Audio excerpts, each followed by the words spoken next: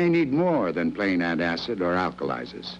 This simulates acid attacking the stomach, causing gas and spasmodic pain. The leading antacid tablet neutralizes this acid. Bicidol tablets not only neutralize excess acid fast, but help set up a coating action to protect stomach lining. Bicidol, for fast relief and extra protection when acid attacks. If your cigarette tastes rough, too rough to handle, come up to Cool and smooth things out. Cool, the only cigarette with the taste of extra coolness.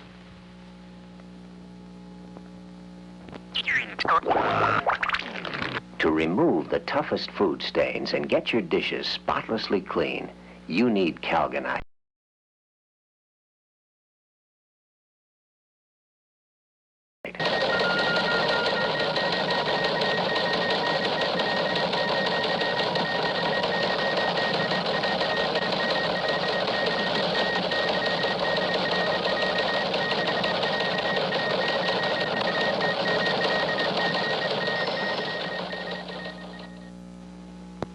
As one Avon lady to another, this is going to be a beautiful Christmas. Great idea. It looks like a French clock. Oh, that is beautiful. And cologne. It's It's great great to be an Avon lady. It's a bud vase. Bud vase, that's what I was just going to say. And a picture frame. Well, it couldn't be Avon calling. Our customers are going to be so pleased. You'll never believe this. Aside from smoking, what else are cigarettes good for? They're excellent for burning holes in suits, fine for starting fires, good for scorching antiques, great for making spies talk, and of course unexcelled in their benefits to the medical profession, especially lung and heart specialists. KNXT Channel 2. A grand jury reports that 90% of all juvenile arrests in Los Angeles County are for narcotic-related offenses. And in the last 9 years, such arrests have increased by 2,000%. I don't know, do I frighten you? Because like a lot of people look at me around the streets and think that I'm a criminal because I use drugs. My parents think I'm a criminal, and I've been told that I was a criminal because I use something that I enjoy doing. But the people around me don't think I am. The body that's connected to this leg is a very good friend of mine, and I care an awful lot about him. And when he looks at me, he doesn't see someone who takes a lot of drugs. He doesn't see a sex maniac. He doesn't see a pervert, but he sees what I am. 24% of the patients at the Los Angeles County Hospital are cases of drug overdose. I think something should be said about our parents and the adults that the kids have as images, people that they watch and admire. The ones that get up in the morning and just can't seem to make it, so they take a diet pill to get going, and they go all day long, and then they have a martini before dinner, and maybe one earlier in the afternoon, and then they're still kind of wired from the diet pills, and so they take a sleeping pill to go to sleep at night, and the same thing goes on in the morning. Now, I mean, this is what they're supposed to. Then they complain about kids smoking dope and taking pills, and all that the kids have had to see from the minute they were, old enough to realize what was going on were people taking pills. There seems to be some discrepancy somewhere. The Los Angeles Suicide Prevention Center tells us that drugs now account for 40% of all recorded suicides. Drugs. The problem grows. The user suffers, and society struggles to find solutions. I'm Jerry Dunphy, and for the next hour, I'd like to explore with you the dilemma of drug abuse in our communities. Our premise is that we're poorly informed, that there are truths and myths about drugs which cry for clarification, and we particularly invite the attention of young viewers, especially if you turn on.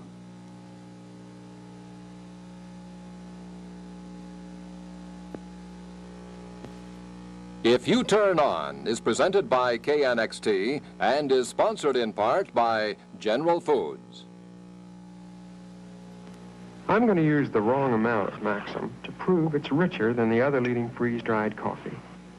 Spoonful for spoonful, Maxim weighs more than the other leading freeze-dried. We pack more coffee into every spoonful. So when you make Maxim, you should use less. Less Maxim gives you more rich coffee flavor. So if you want more rich, strong coffee flavor, remember our Maxim. Less is more.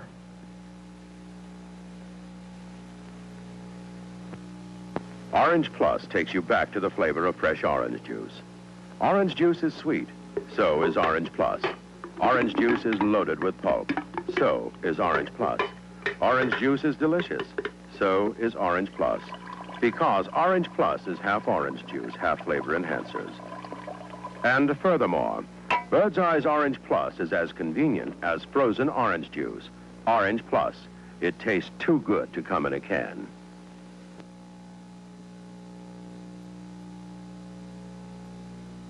The drug abuse problem has reached epidemic proportions. The community is worried. The hooked generation is defensive. Everyone has his opinions, his prejudices, and his theories when it comes to the subject of drugs. What are the myths? What are the truths? On the one hand, there is an appeal for more anti-drug laws. On the other, there's a movement for more lenient laws. Between the extremes, there's a vast middle ground of opinion, some of it fact, some of it fiction, and much of it based on limited information. There's a need for clarification. And toward that end, we've developed 8 provocative statements about drug abuse. 8 statements to be classified as truth or myth. They'll be presented and discussed by 2 kinds of experts: professionals who deal with the drug abuse problem on a day-to-day basis, and youngsters from the Southern California area, some who've never used drugs, and others with a personal history of drug abuse. We're also grateful to concerned citizens Greg Morris, Artie Johnson, and Carol Burnett. Now the first of our truth or myth statements. Marijuana is physically addictive. What's your opinion? Is that a truth or is it a myth? Marijuana is physically addictive. Cannabis, hemp, marijuana. In the street, it's called grass, pot, or weed. This is a kilo. It weighs about a pound. These dried leaves, when rolled into a paper, make a marijuana cigarette, known as a stick or a joint. This is a lid of marijuana, the current price for which is $15. The question, aside from the dollars, is what's the real cost of a marijuana habit? When you get into talking about habitual use of marijuana, you are talking about possibly habitual use to anything. Someone once used the word hype in describing, almost anything you can get hyped onto. You can habitually use, the 5 o'clock movie, or beer, or marijuana, or people that use an aspirin every night to go to bed. Among the people I associate with, marijuana took on the form of a social habit, more or less like before dinner drink with older people. And we'd sit around and smoke a joint socially instead of perhaps having a drink. But from my own experience, I've never been hooked or strung out on weed.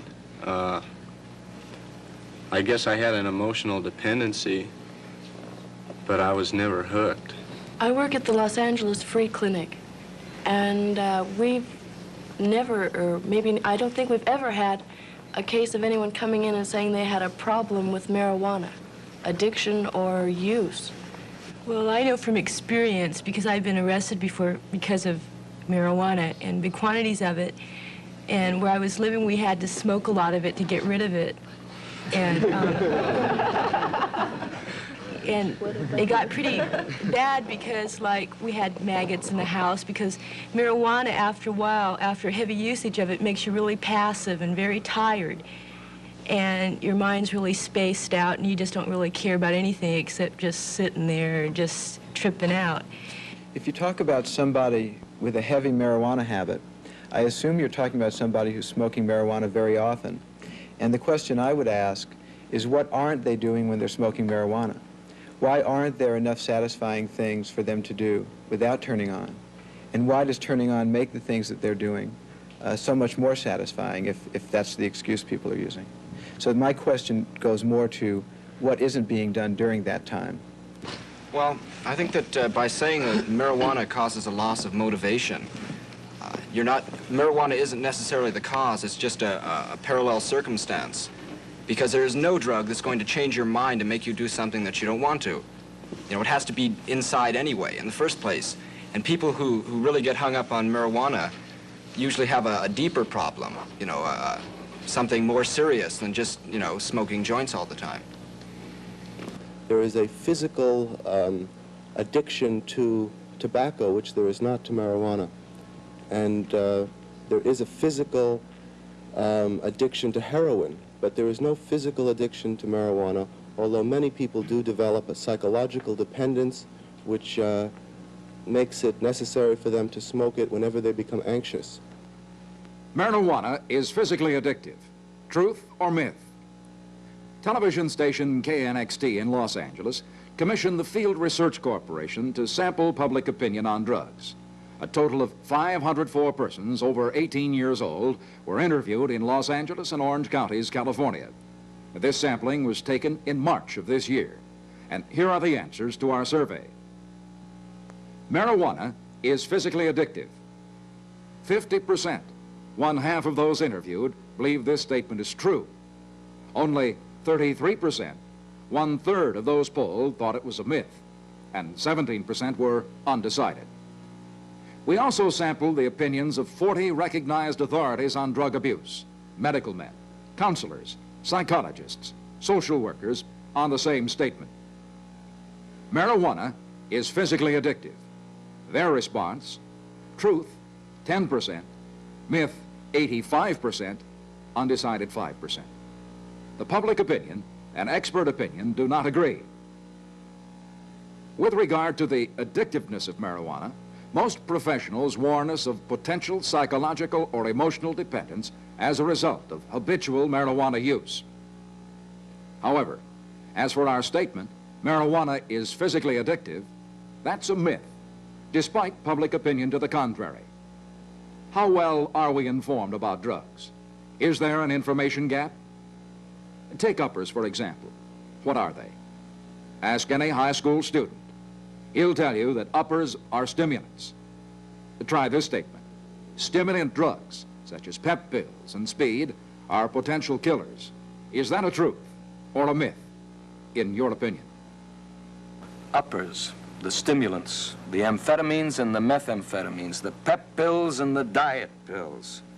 Bennies or whites to keep you awake. Dexies and hearts. These come in all colors to pep you up, at least temporarily. And there's liquid speed and tablet speed. Crystals. This is a powder which comes in papers. This is the stuff that speed freaks inject into their bloodstreams. They tell me that much of this is homemade, with no guarantee of what it contains when you buy it on the street. It's sort of a chemical roulette, isn't it? I don't know, just, you know, speaking for myself,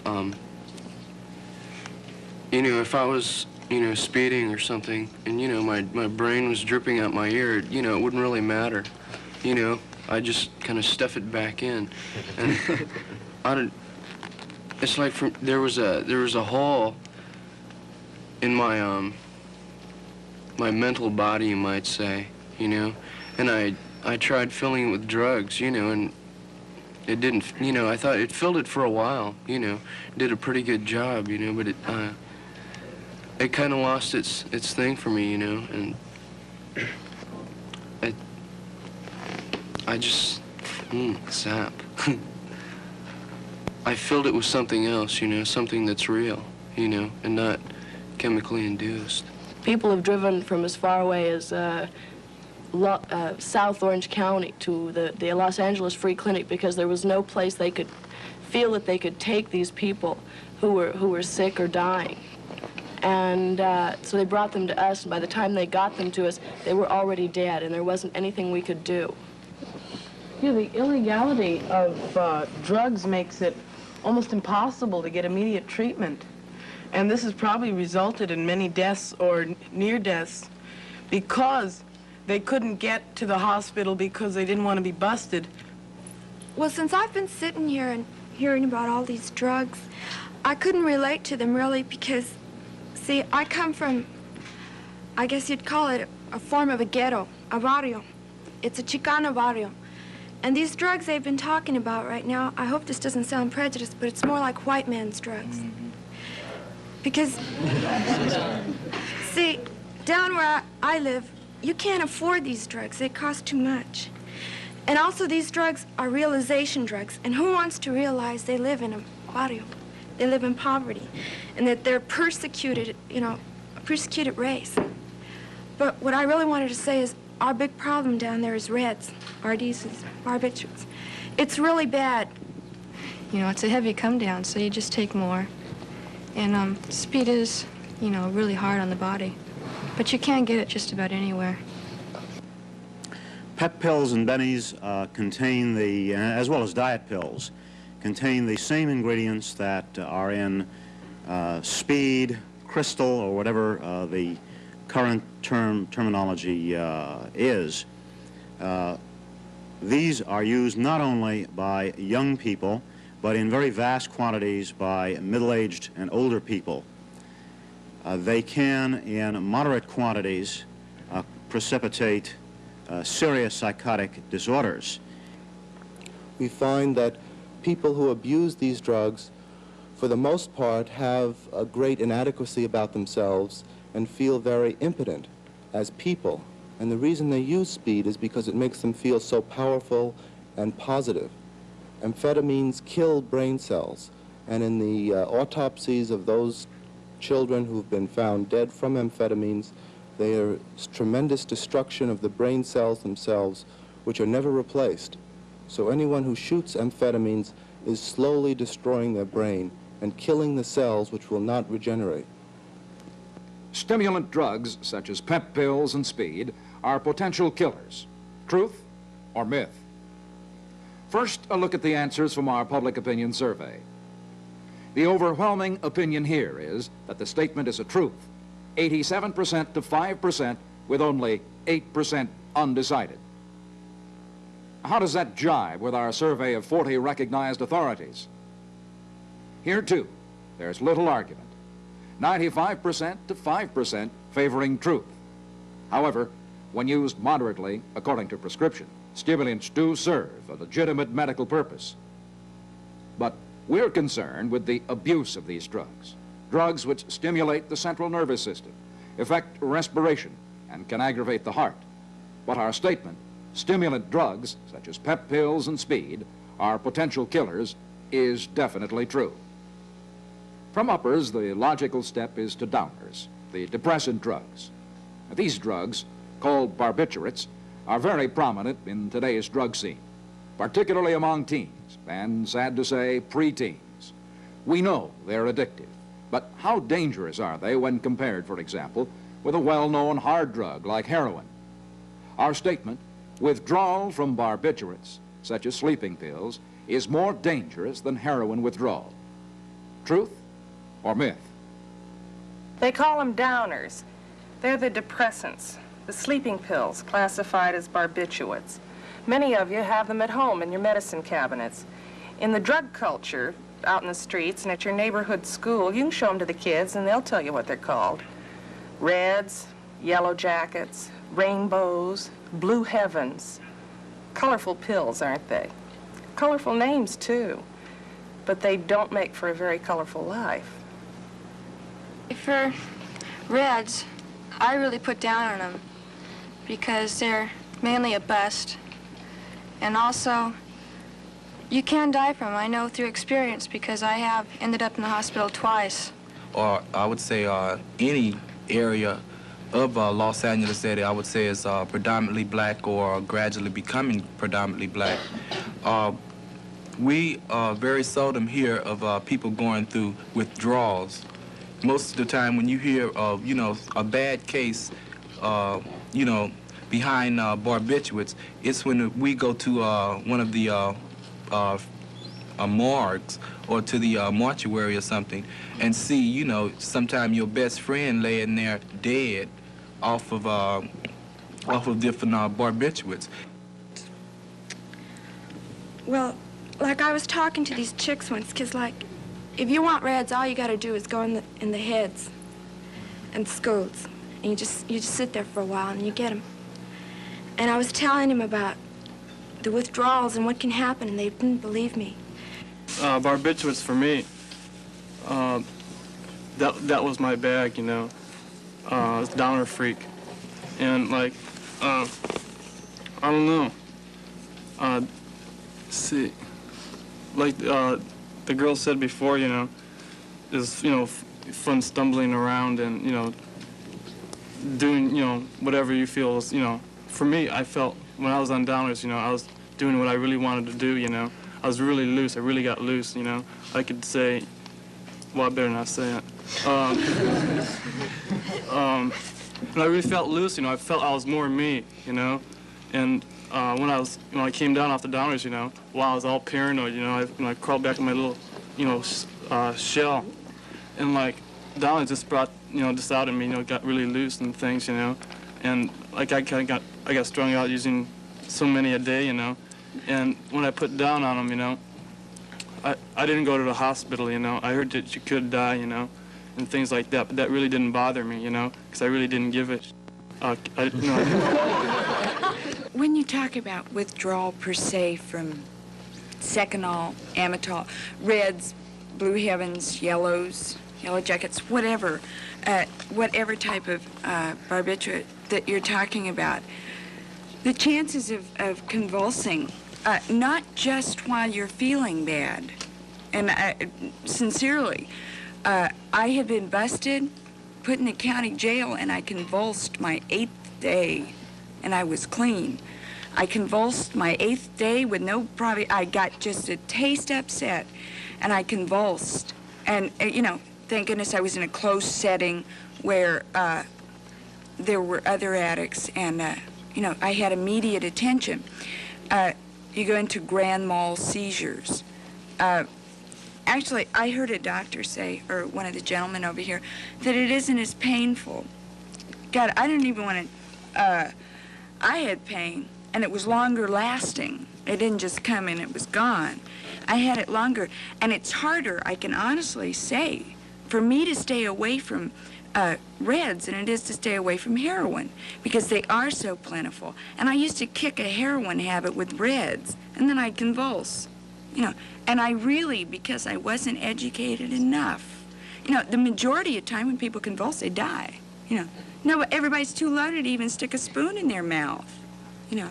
But really, there is a strong danger, and any time you think that it's not you, you know, try to get doctors' attention, because you can convulse up to 8 to 10 days later, and I mean it, because I did. My 8th day clean, I convulsed straight out, and that's the way it was. Thank you.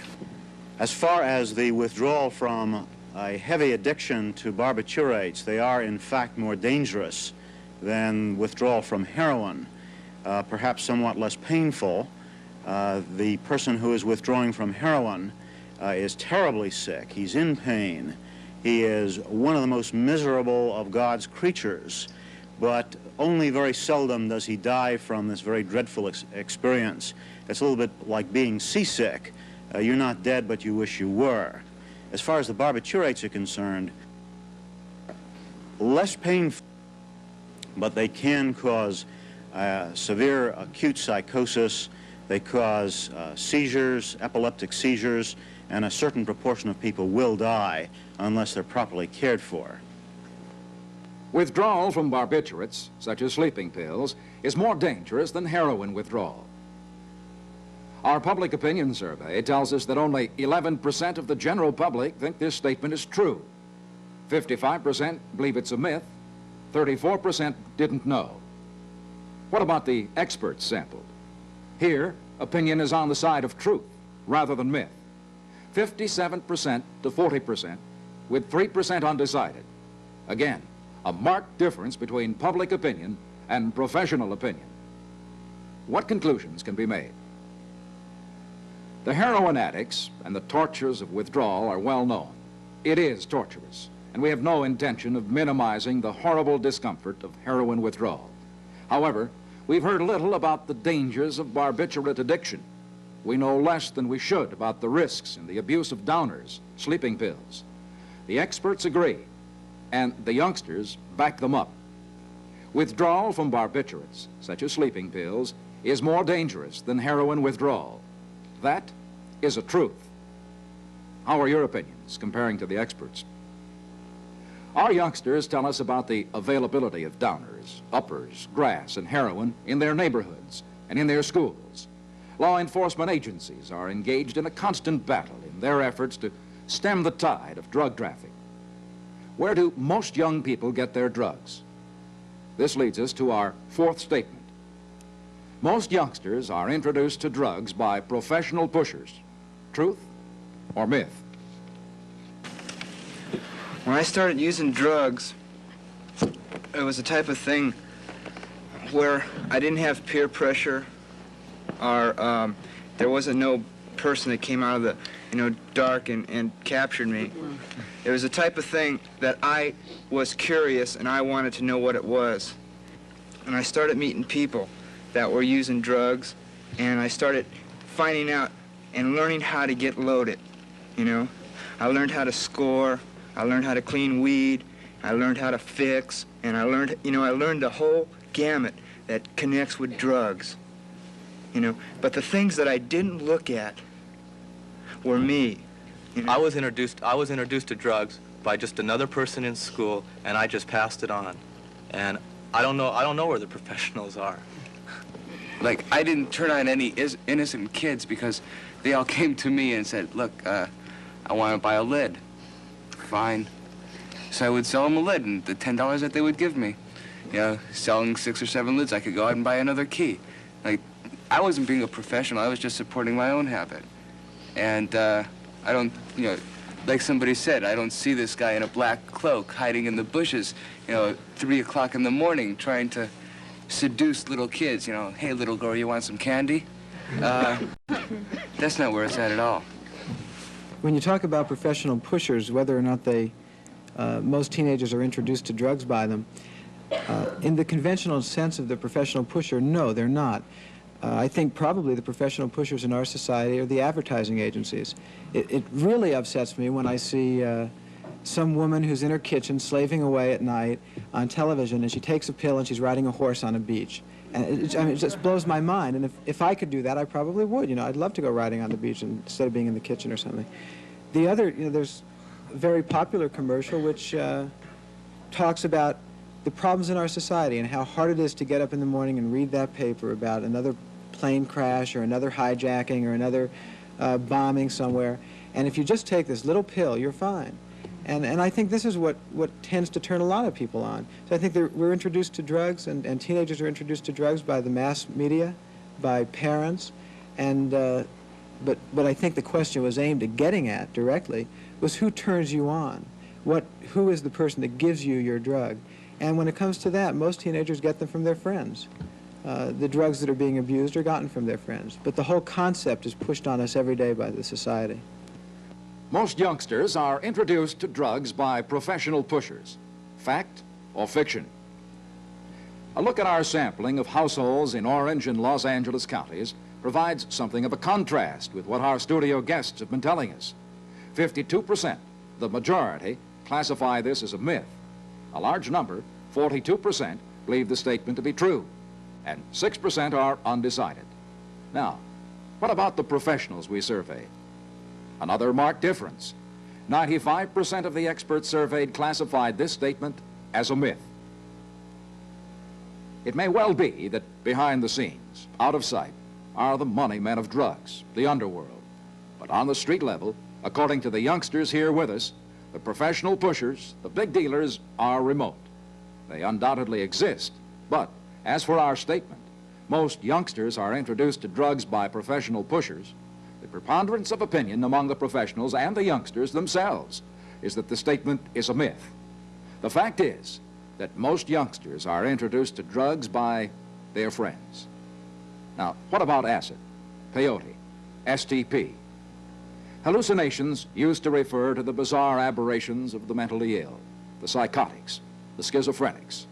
Could it be that this is no longer true? Statement: hallucinogenic drugs, such as LSD, contribute to creative productivity. Right or wrong.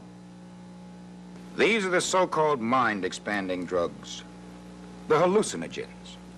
As you can see, there are many kinds, but the most common, aside from marijuana, is D-lethargic acid diethylamide, LSD. It's a little pill, slightly smaller than an aspirin, that's called orange sunshine. If you see one of these little goodies around the house, you may be sure that a trip is being planned. You've heard about acid trips, haven't you? Some people get so high, they actually think they can fly. Well, when I started taking drugs, I started out with marijuana, but then I led on to hallucinogenic drugs. Because I do a lot of artwork myself, I started exploring all the creative possibilities that I could think of in hallucinogenics.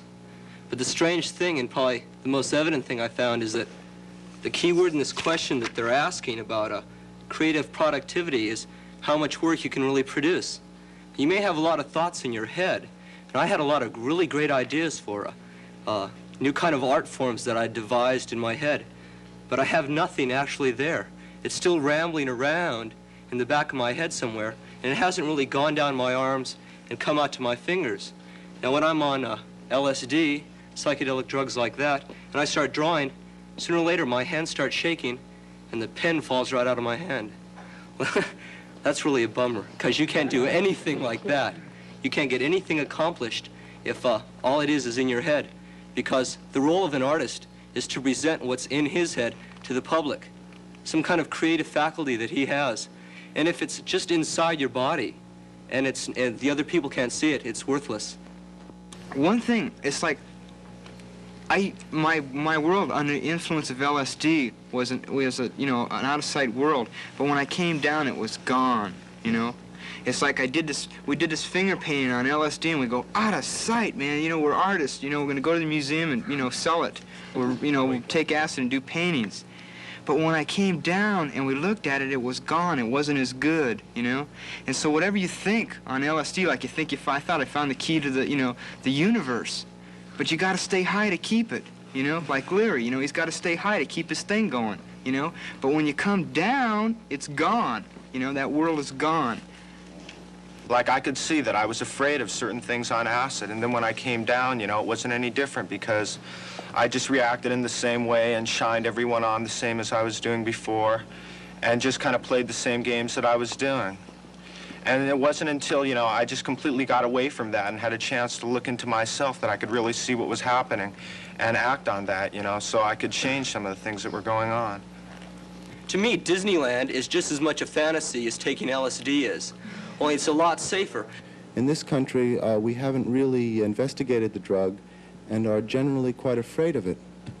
The studies on creativity have shown that people who take LSD are not as creative in what they produce, but may have very creative and even religious experiences while taking the drug.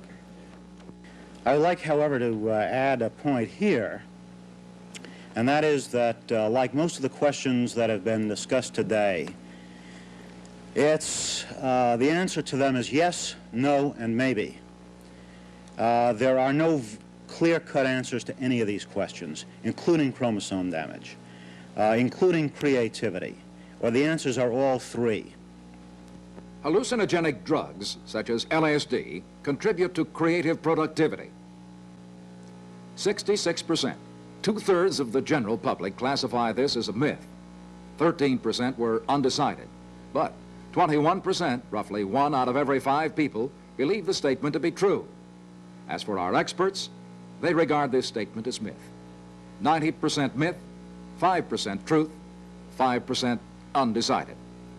Both polls are in agreement that there is little productive activity as the result of hallucinogenic drugs. And thus we classify the statement, hallucinogenic drugs such as LSD contribute to creative productivity, a myth. Now we turn to a basic question, a simple word with no simple answer. The word is why. Why do youngsters turn on? Our truth or myth statement, most young people turn to drugs because it's fashionable. Most young people turn to drugs because it's fashionable. Clothes, music, art, all part of being fashionable. A glance at the underground press or a visit to your neighborhood psychedelic shop makes it quite clear, if you didn't know already, that drugs and the culture that surround them are very much in. The accoutrements of drugs, from water pipes to posters to roach clips to psychedelic lights and candles, seem to be today's scene. What are they trying to tell us? That drugs are fun and games? Today's fad and fashion. We do tend to conform, don't we? Maybe it's just natural to follow the crowd. But the drug crowd? Where are they going? I think it starts out being something fashionable. I mean, like, it's fun. Like, the first time you go out and the guy says, hey, I got a J, you know. And he takes it out and he sees a little crumb piece of paper and sure, go. You know, we'll go behind a bar and smoke it. And you do, and it becomes fashionable in a way that, after a while, it's fun to sit there with a group of people and share the common feeling that you're scared that the cops are going to come with their flashlights and everything. But after a while, it begins to filter down separate lines. Everyone sort of goes into their different directions, and they take drugs in their own way. And that's when it's not fashionable anymore. I think that there's a lot of different reasons why people take drugs, but I know when I was taking drugs, I wanted people to know. And so, like, I dressed a certain way, I acted a certain way, I talked a certain way, so people would know. A lot of the trip was, you know, like that groovy guy over there was talking about when he said, you know, you just wanted to say to the establishment, to all these things that you couldn't handle, you know, like, defy them, you know, like, just tell them that they were terrible. And so you would, I know a lot of people would deliberately say, yeah, I'm taking drugs, you know, to tell the world that they were, you know, screwed up, you know. And like, I guess there's certain people that take drugs and don't want anyone to know, but I know all my friends, they wanted people to know. It was a status thing, it was a powerful thing, it was a trip where, you know, yeah, we're taking drugs and you guys are screwed, you know. It was it was a very negative type of thing, you know. I mean, like, we were getting power putting down on, you know, all the established things that we couldn't handle. I mean, I know, at least with me, it was my inability to handle things down. And the reasons, you know, why I took drugs, and I wanted people to know, you know, I was crying out. It was a very definite thing to get attention. And other people might not want people to know, but I know I did. You could call it sort of a fashion, but the people that are in it really don't feel that way about it as it being a fashion. It's more of a, you know, nobody really cares. I do feel it's fashionable. It's in our music, it's in our dress, it's in our schools, it's in our parents, it's in our babies. It is most definitely fashionable. Fashion, I think, is just a big hang-up. It's not fashion. There's a reason for everything. And I think depression, inferiority, and things like that are why so many black mid-city students do use drugs. And when I say drugs, and I'm referring to black mid-city students, I'm not talking about hallucinogenics or anything. I'm talking about RDs, Red Devils, Yellow Jackets, Blue Heavens, things like that, because that's all we can afford. We're talking about nonconformity, and yet everything that the youth have done have been to conform to certain things. And so we're not really doing what we necessarily want to do. I mean, you have to think about it personally. Are you doing what you want to do when you're taking drugs? Or are you doing something that somebody's made a mold and you're just pouring yourself into it, you know? To say most young people use drugs because they're fashionable seems to me to be a universal cop-out. It's a terrific way of repressing what the real problems are. We might better say that drugs are fashionable because most young people use them. Most young people turn to drugs because it's fashionable. 60% of the public sampling classify this statement as a truth. 32% call the statement a myth. 8% undecided. As for the professionals who were asked, the majority, 57%, say the statement is true. 32% myth, 11% undecided. There are, of course, no absolutes, particularly in a statement like this one. The responses were mixed, but the majority opinion, both public and professional, classifies the statement, most young people turn to drugs because it's fashionable, as a truth. Most of the youngsters in our studio disagree. They classify drugs as a substitute for other things in their lives.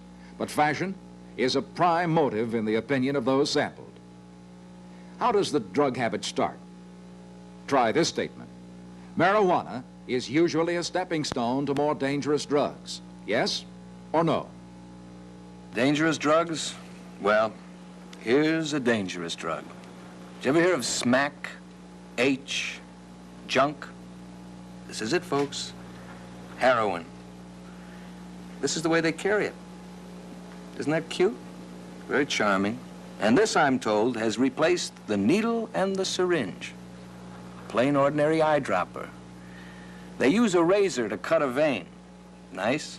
Then they just drop a little of this stuff, liquefied, this smack, this garbage, directly into the bloodstream. They say it makes it easier for the kids to use it. Kids, little kids, 10, 11, 12-year-olds. I hear about it. I read about it. And I agonize about it. Okay, as this thing, marijuana being a stepping stone, I tend to find with parents, this is their main gripe about grass, is that it'll lead on to stronger drugs. And it seems to me that people, if they're going to go on to stronger drugs, they don't have to start with grass. What I understood, like, was pot was addicting, and I found out pot wasn't addicting for me, you know. And, you know, society lied to me about pot, you know, so why not acid, and, you know, why not everything else? Okay, you can usually buy amphetamines or bennies or dexies from your, I guess, your local weed dealer. The man who has the grass usually can supply you with these. I kind of think that it is kind of a stepping stone. I mean, you do usually start, if you're going to get in the drug scene, you usually do start with marijuana first. I did. But I think what this society does is that they take the whole drug scene and they blow it out of proportion, and they don't see that it's just a whole life pattern. I started way before drugs. When I started drugs at 11, at 10 I started smoking cigarettes and drinking wine. And at 9 I started fighting. And in the 3rd grade I started robbing the school. And it's all the same thing. It's just a whole life pattern of it's just a self-destructive pattern. And I was crying out for help. I wanted somebody to say, hey man, why are you doing that? Instead of when they caught me, spank me and say, bad boy, and you shouldn't do that. You know, I wanted somebody to really care about me and say, you know, like, you know, why are you doing this? You know, why do you want to destroy other people and at the same time destroy you? And I never got that. When I got busted, every time I got home, and even when I was down at the police station, everybody, all they had to say was, you can kill yourself. If you take one more down, or if you just took one more, you could kill yourself and you could die. And I knew that. I knew that way before I even started it. I wanted somebody to say, hey, man, I'm really scared that you may kill yourself. And I never got that. I never got that from anybody. And that's what I wanted the most. And I just never felt it all my life until finally somebody finally reached out to me and I really felt that they cared about me. And that's what I needed all my life. Marijuana, a stepping stone to more dangerous drugs. Our Southern California sample reveals that the majority agree with that statement. 86% said it was so. Only 11% called it a myth. Very few, 3%, were undecided on this one. Although the authorities we asked were less unanimous, 52% truth, 40% myth, and 8% undecided, our surveys agree. It's clear that buying marijuana brings the user into contact with dealers. The availability of other drugs to the marijuana user is obvious. Also, since smoking marijuana is against the law, its illegal use perpetuates a dangerous attitude toward the law, a cheerful defiance, some people call it. Some of our youngsters did not agree. However, on the basis of professional opinion, the statement, marijuana is usually a stepping stone to more dangerous drugs, is true. The dilemma of drug abuse summons up a variety of villains, depending upon your point of view. Many people blame society for the drug abuse crisis. Among the youngsters, key phrases come up time and time again. Racism, the draft, the Vietnam War, the frustrations of what they call a materialistic society. Do these explain today's drug crisis? Is it a fact or a fallacy that drug abusers can be cured only by changing the society in which they live? When I started turning on, I found something that I could do just as good as everybody else, and that was getting loaded, you know. And I did a pretty damn good job of getting loaded, you know. And I could be whoever I wanted to be when I was getting loaded. You know, if I wanted to be Superman or whoever I wanted to be, you know, just give me the right type of drugs. And I never was strung out, you know, but I had a drug problem, and I never realized it until I talked to another person that went through the same thing I went through, another ex-drug user, you know, and I seen a little bit of me in him, and I realized, hey, maybe I do have a problem. And I tried putting down, they told me, put down for 30 days, and if you don't dig it, man, we'll refund your misery. It's as simple as that, you know? And like, I've been down now, and I'm digging being down. And like, if there's anybody who doesn't want to get loaded anymore, there's some help available. Nobody can change society loaded. If you're gonna stay loaded, you're not gonna do anything. But stay there and sit there and, you know, stay loaded. If it's 25 years, you'll be loaded and society will still be the same. You're not gonna do anything. The people who are drug abusers are people who have deep problems in relating to others, in finding themselves meaningful, and this is something that we can help others with through the means that we already have. One of the ways is by giving people the opportunity to belong to groups where they become meaningful. Another way is to stop punishing them as if they were evil for having experimented with life in this way. And a third way is giving them an experience in education and school which is meaningful. There are so many people in this world that really don't care and really could care less about all these people in here. Here in this room are people that really care, and there are programs, but there aren't enough. What everybody needs and this world needs is more people who really care, and that's all I have to say. At the present time, most facilities are either in contact with the police department or they are so loosely managed that these people who have been off drugs for some time have easy access. I have heard the statement, once a drug abuser, always a drug abuser. Not that the person will continue to use, but that desire, that possibility usually lingers, and steps should be taken to give a person a chance to rehabilitate, to reorganize his life, and give him another lease on life. I find it's pretty hard talking to a camera, but to those people out there that like probably aren't even involved in drugs or that older, say you're 40 or 50, what I could say that you could do personally is that treat everybody as an individual and that you try to understand and feel people more. And also when you see somebody that's hurting, or also the younger people, don't try to shut them off, because I don't think the problems with drugs are not just the drug problems. They're related to other things that, problems in society that you as an individual have to change, and for what you feel and for what you think, even though it might hurt you a little bit, or people might look at you a little bit differently. I don't believe I can change my society as one person, and I hurt. I don't want to hurt forever, and I don't want to hurt right now. I have tools as a result of being clean. I can see there are many agencies to clean up in. Many, if you can get out of a dense fog to find them. And once you've found them, they stay there. People want to stay clean. And they're there. My society will not change. I can, as one person, through a group unity, work each and every day to grow. I have no rights. I can develop rights. And it's groovy to feel like a human being. You know, all program, we've been very serious. And I want to say, I'm happy and I laugh an awful lot. I've laughed an awful lot today.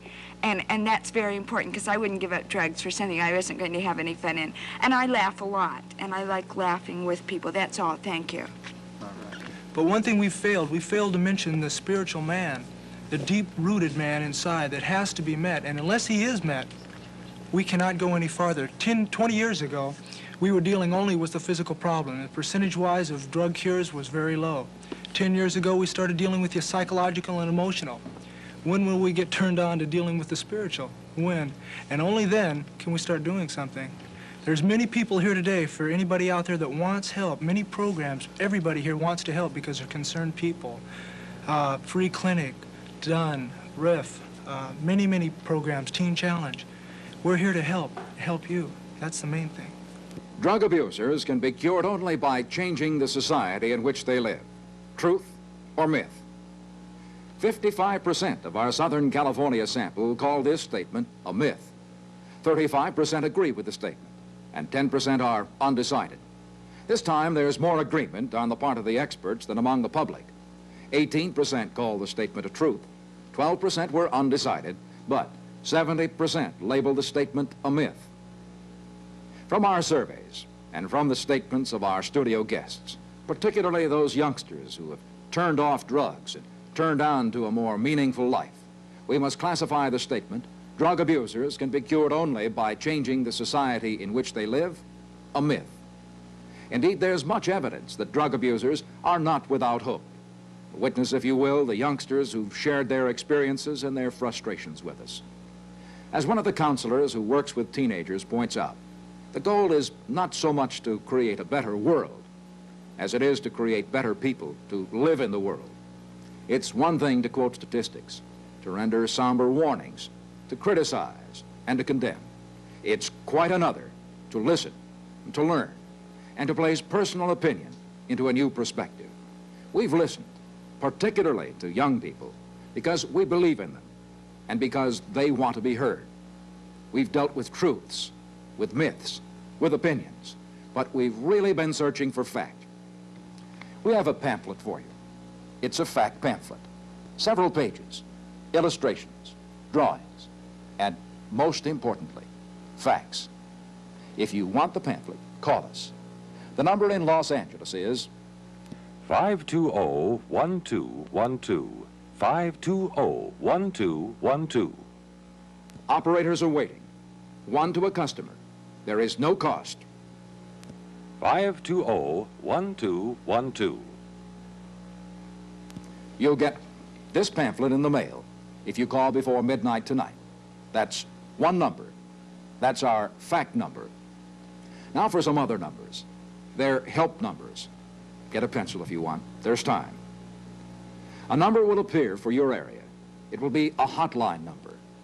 If you are turned on to drugs and want off, the telephone number for your area may well be the most important number you've dialed, ever.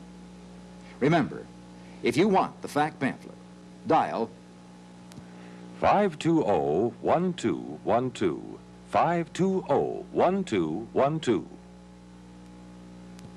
If you want help, if you know anyone who needs help, a hotline number for your area will be shown in a moment.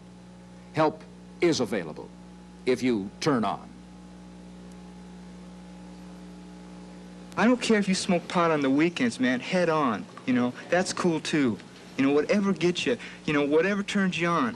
But man, if you're running yourself into the ground, you don't got it anymore, you know, because there's some people here that got a solution, you know. Together, man, there's different programs here. I'm from one program, there's some people from other different programs, you know. And I think they're gonna, you know, at the end of this, they're gonna show the telephone numbers or whatever, you know. And if you're sitting out that audience, man, ask yourself a question, you know, why am I turning on? You know, when I wasn't loaded, it's because when I couldn't score, that's when I wasn't loaded, you know. And out front, man, I was lying to everybody, you know. I ain't hurting, no, you know. Somebody go, how you doing? I'm doing fine, man, I'm doing great, everything's out of sight, you know. But I was hurting in my gut, and I was afraid to admit it, you know. And when I admitted that I was hurting in my gut, you know, some people started giving me some answers on how to help myself. And today, you know, I'm really grateful. I'm really grateful that I don't have to use anymore, you know. That I don't have to get up in the morning and think, wow, where am I going to get loaded? Because getting loaded for me was a 24-hour-a-day job, you know. It's all I talked about and thought about was drugs. You know, dropped out of high school, you know, I got arrested, split home, you know, did everything. And if you want to play, you got to pay. And if you're sick and tired of paying, you don't have to get loaded anymore, you know? And if you can dig what I'm saying, if you can dig what I'm saying, and if you want a little bit of love, man, the way love really is, and if you want somebody to care, they told me start caring about yourself, you know? So take that phone number down, or whatever it is, to get in touch with the group, and find out, you know, and start loving you so you can start loving your brother, man. Until we get it together, man, because we're going to get it together. And I hate to see the young generation, man, that's coming up, the new America, man, be all strung out on junk, you know? I really do, man. I like to see the new America grow up on brotherhood, you know? Because you know, we're playing society's games when we're getting loaded, man. I was so frustrated at society, and I hated the man so much, I'd get loaded. You know, I'll show them I'm going to get loaded. I'll show my parents I can do it. I'm going to get loaded. And I bang my head up against the wall, you know. In a sense, I've joined society. But my day will come, you know, where materialistic value don't count and nothing else don't count but just your brother. You know, that's what I found out. Because that's how I'm staying cleanest, from another dude to another dude, you know. Just the group, man, brotherhood. I learned brotherhood. And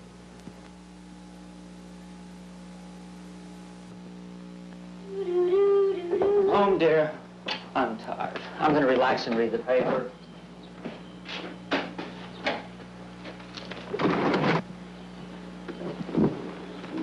George, I need a quart of milk. George. George really loves his new Peugeot. Peugeot's powerful new engine. Peugeot's fully reclining bucket seats and racing car steering.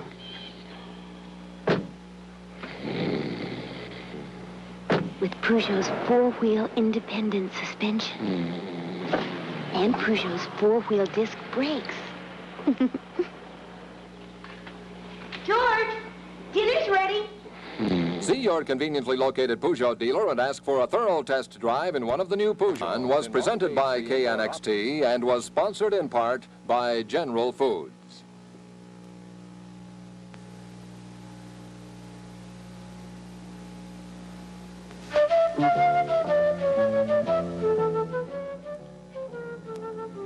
If you want the fact pamphlet, the number in Los Angeles is 520-1212. Operators are waiting. There is no cost. The number in Los Angeles again, 520-1212.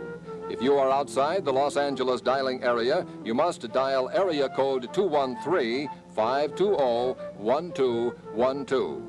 If the lines are busy, please call again. Our operators will be here to serve you until midnight tonight. For the fact pamphlet, dial 520-1212. If you want immediate help or know someone who needs immediate help, dial the hotline phone number in your area. If you miss the hotline phone number, it can be obtained by dialing information 411. Dial 411 and ask for the hotline number.